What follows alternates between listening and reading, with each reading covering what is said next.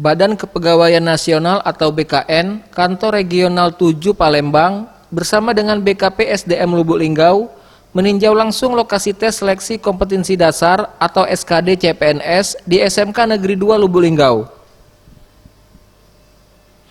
Peninjauan lokasi tes ini dilakukan bertujuan untuk memastikan kesiapan semua komponen, baik kesiapan perangkat laptop dan komputer, jaringan internet, yang menunjang pada pelaksanaan tes CAT SKD CPNS nanti, dan memastikan agar pelaksanaan tes nanti dapat berjalan lancar tanpa ada kendala teknis.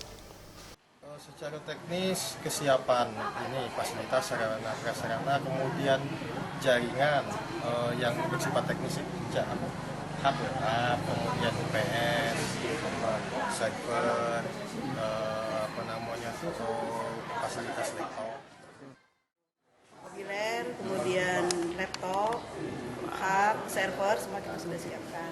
Tapi kita kerjasama juga sama PLN, sama Telkom.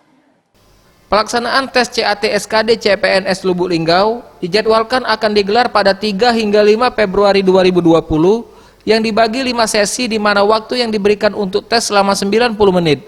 Tim Liputan Sriwijaya TV.